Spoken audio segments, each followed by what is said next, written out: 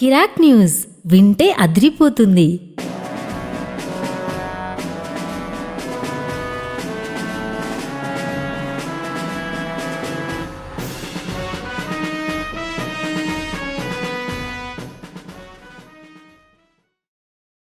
నమస్తే, welcome to Kirik news.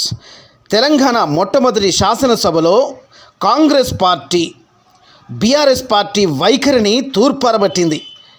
10 ఏళ్లలో BRS party వైఖరి, అప్పులను, అవినీతిని బయటపెట్టింది కాంగ్రెస్ ప్రభుత్వం.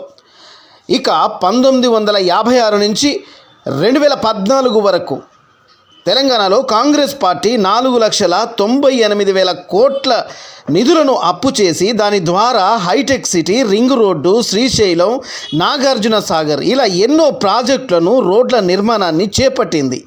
కానీ 2014 నుంచి 2022 వరకు నీళ్లు, నిధులు, నియామకాలన్న పేరుతో ప్రజల్ని మోసం చేసి అధికారాన్ని దక్కించుకొని తెలంగాణ రాష్ట్ర సమితి దాదాపు 6,70,000 కోట్ల నిధులను అప్పు చేసి ప్రజల నెత్తి మీద లక్షల కోట్ల నిధులను అప్పుగా ఉంచిన ఘనత భారతీయ రాష్ట్ర సమితి పార్టీది అని తూర్పారబట్టారు టీపీసీసీ ఉపాధ్యక్షుడు.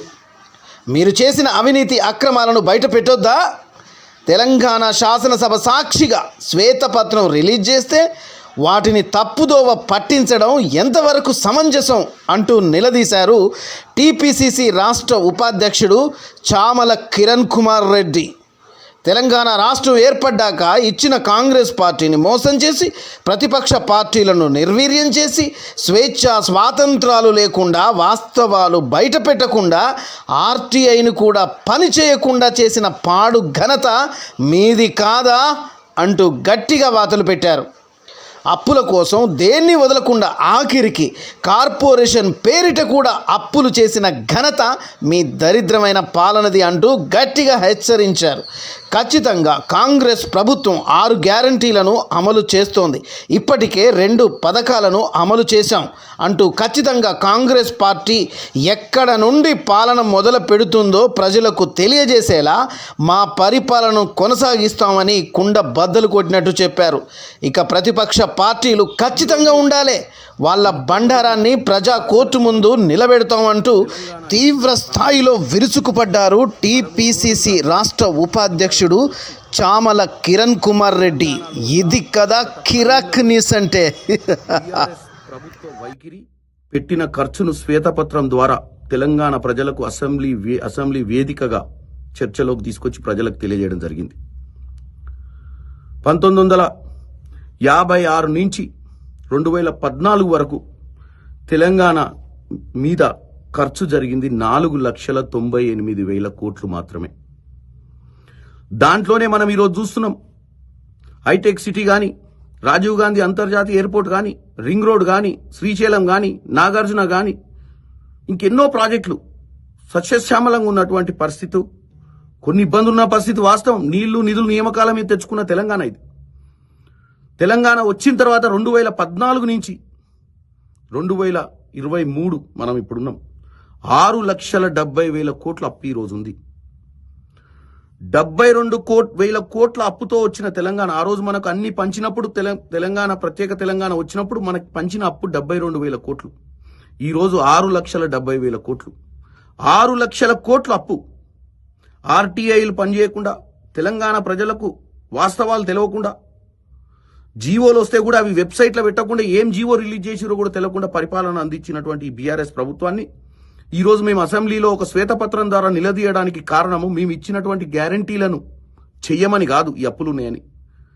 మేమిచ్చినటువంటి ఈ శ్వేతపత్రం కేవలం తెలంగాణ ప్రజలకు నీళ్లు, నిధులు, నియామకాల మీద తెచ్చుకొని బంగారు తెలంగాణ చేసుకుందాం అనుకున్న తెలంగాణ ప్రజలకు వాస్తవాలు తెలియజేయడానికి ఈరోజు ఈ శ్వేతపత్రం రిలీజ్ చేసినాం.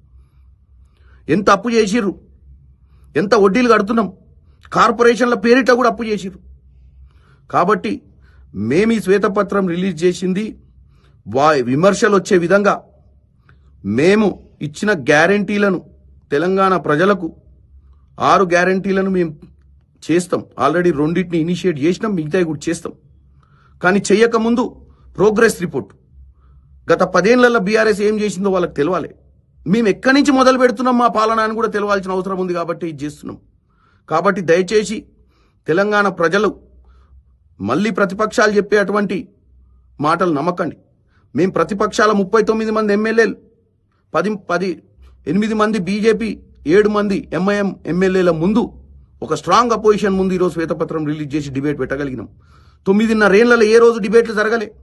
ఆ రోజే కనుక ఒక ప్రజాస్వామ్యం మాదిరిగా వీళ్ళు నడిపుంటే, ప్రతిపక్ష పార్టీలను నిర్వీర్యం చేయకపోయి ఉంటే ఈ దౌర్భాగ్య పరిస్థితి వచ్చేది కాదు. ఈరోజు సెక్రటేరియట్లో పాలన లేకుండే. వచ్చిన 13 రోజులల్లా మా ముఖ్యమంత్రి రేవంత్ రెడ్డి గారు మంత్రులు 18 గంటలు పనిచేస్తారు. ప్రజలు సెక్రటేరియట్ కోతురు. ప్రజావాణి అనే కార్యక్రమానికి ప్రగతి భవన్ కంచెలు దెంపితే ప్రజా దర్బార్లోకి వెళ్ళి వాళ్ళ సమస్యలు చెప్పుకుంటారు. మేము తెలంగాణలో స్వేచ్ఛ, తెలంగాణలో జరిగిన వాస్తవాలు గత 10 ఏళ్లలో ప్రజల మధ్యన తీసుకురావడానికి ప్రయత్నం చేసినాం. దీన్ని తప్పుదోవ పట్టించే ప్రయత్నం చేయొద్దని, తెలంగాణ ప్రజలు నమ్మొద్దని, మేము రానున్న రోజుల్లో మంచి పరిపాలన అందియనికనే ఈరోజు వాళ్ళు చేసిన తప్పిదాలను మేము ముందుకు తీసుకొచ్చినాం. మేము డెఫినెట్గా ఇదే అపోజిషన్ ఎప్పటికీ హెల్తీగా ఉండాలి. ఇదే అపోజిషన్ ఎప్పుడు మమ్మల్ని నిలదీయాలి మా తప్పులను. తెలంగాణ ప్రజలకు పారదర్శకంగా మేము పరిపాలన అందియాలని అనుకుంటున్నాం. ఈ విషయాన్ని తెలియడానికి ఈరోజు అసెంబ్లీ వేదికగా కిరాక్ మీ న్యూస్ అందరికీ వాస్తవాలు వింటే అదిరిపోతుంది.